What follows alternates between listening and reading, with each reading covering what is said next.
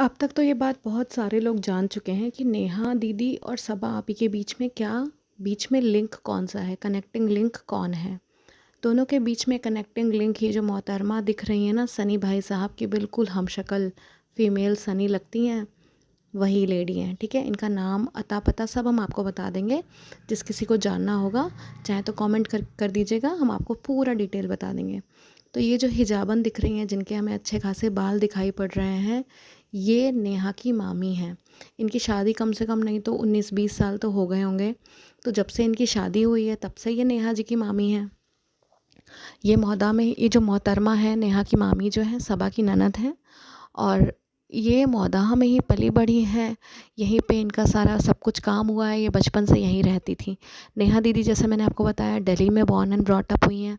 मौदाहा सिर्फ एक बार आई थी इन्हीं की शादी में। ठीक है, बहुत सालों पहले इन्हीं की शादी में आई थी। इनके जो सेकंड नंबर वाले मामा हैं नेहा दीदी के, वो इन मोहतरमा के शौहर हैं, जिनके बाल हमें हिजाब के अंदर भी दिखाई पड़ रहे हैं। इनको तो नेहा दीदी कभी कुछ नहीं कहती। इनका बेटा भी अपना यूट्यूब चलाता है, उसमें भी ये कभी कदार दिखाई पड़ जाती हैं, लगभग इसी गेटअप में, जिसमें दुपट्टा तो रखती हैं सर पे लेकिन बाल दिखते हैं। इनको लेके कभी कोई बैशिंग नहीं हुई, कभी नेहा दीदी ने कुछ नहीं कहा। लेकिन नेहा और सबा के बीच में एंटी कैसे हो गया, बहुत सारे लोग शॉर्ट्स भी बनाते हैं, बहुत सारे लोग ये कहते भी हैं कि नेहा को क्रश था शोएब इब्राहिम पे, जिन्हें मैं शानू दादा कहती हूँ। शानू दादा पे क्रश था। तो जैसा कि ट्रू नहीं हो सकता, मैंने एक छोटा सा वीडियो भी बना रखा है इस बारे में, आप चाहें तो उसको चैनल पे जाके देख सकते हो। शानू दादा और नेहा के बीच में कोई भी कनेक्शन है ही नहीं। दोनों फेस टू फेस एक बार बहुत बचपन में एक शादी में मिले होंगे तो मिले होंगे, अदरवाइज़ दोनों एक दूसरे को सामने से नहीं जानते हैं। दूसरी बात, नेहा दीदी बड़ी भी हैं शानू दादा से, और वो अपने को बहुत ही वेल ग्रूम्ड समझती हैं, शानू दादा को गाँव वाला समझती हैं, इसलिए उनके बीच में कोई रिश्ता कुछ नहीं हो सकता। अब क्वेश्चन आता है कि आखिरकार नेहा ने वीडियो बनाना क्यों शुरू किया। नेहा दीदी ने वीडियो सिर्फ तब बनाना शुरू किया जब इनकी फेवरेट मामी, ये जो मोहतरमा सबसे साइड में खड़ी हैं चालू अपी के साथ, जब इनको पता चल गया कि अरे अब मेरा भाई नहीं बचेगा, अब मेरे भाई ने जिस लड़की को टहलाया घुमाया फिराया, उसके खूब सारे पैसे लिए हैं, अब उससे उसे शादी करनी पड़ जा रही है, उससे उसे शादी करनी पड़ रही है। इस खौफ में, इस दुख में, इस पीड़ा में उन्होंने अपनी फेवरेट भतीजी को, भांजी को सॉरी, बोला कि भाई तू ना वीडियो बना, तू ही ऐसा कर सकती है, क्योंकि तू तो मौदाहा में आती जाती नहीं है, तू तो मौदाहा में रहती नहीं है, तू तो देश छोड़ के जा चुकी है, तू तो कतर में रहती है, तुझे तो वापस भी नहीं आना, तू बना सकती है, तेरा तो कोई लेना देना है नहीं, तुम आराम से बनाओ, सारी इंटरनल इन्फॉर्मेशन हम आपको देंगे, अंदर अंदर की सारी बातें हम आपको बता देंगे, कब कौन कहाँ जाने वाला है।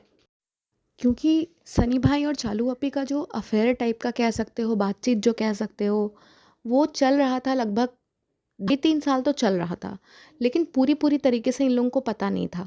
और पता था भी तो इन्हें कभी यकीन ही नहीं था कि हमारा इकलौता भाई हमारे अम्मी के या हमारे बेमन से भी कुछ कर सकता है। इन्हें कभी लगता ही नहीं था कि कर सकता है, इसलिए लोग घबरा नहीं रहे थे।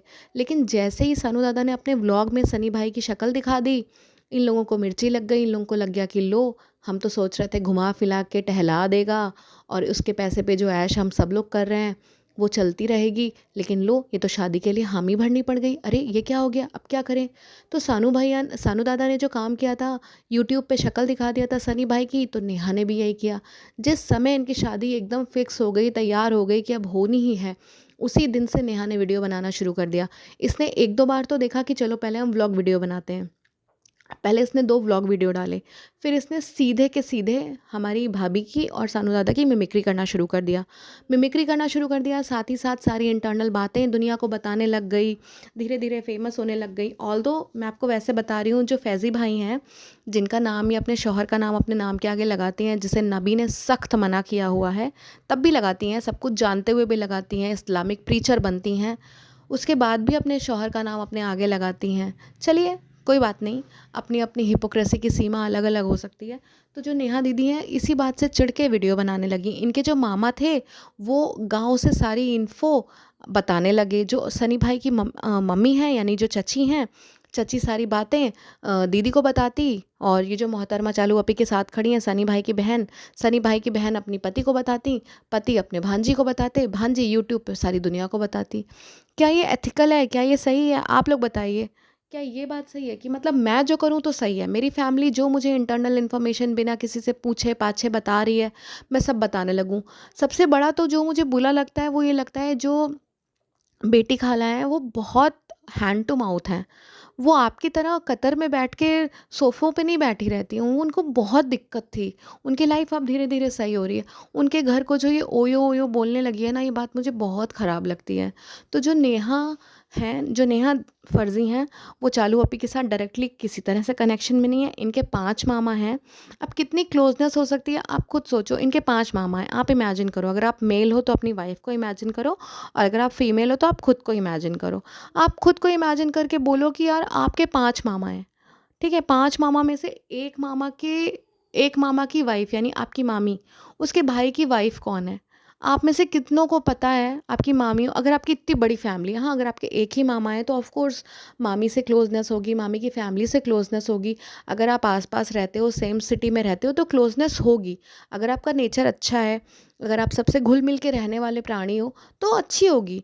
लेकिन अगर आप इतनी दूर बैठे हो, आपके और मामा में इतने सालों का डिफ़रेंस है, आप में से कम 18-20 साल की गैप है, एज डिफ़रेंस है, तो कहाँ इतनी क्लोज़नेस होगी? उस बंदे ने, आपके मामी के भाई ने किससे शादी की, क्यों की, कब की, कहाँ की, आपको क्या लेना-देना? आपके अपने खुद के बच्चे हैं, आप अपनी माँ को देखो, आप अपनी नानी को देखो, आप अपनी दादी को देखो, अपने पापा को देखो। खुद इन्होंने कैसे मैरिज की है वो हम सबको पता है।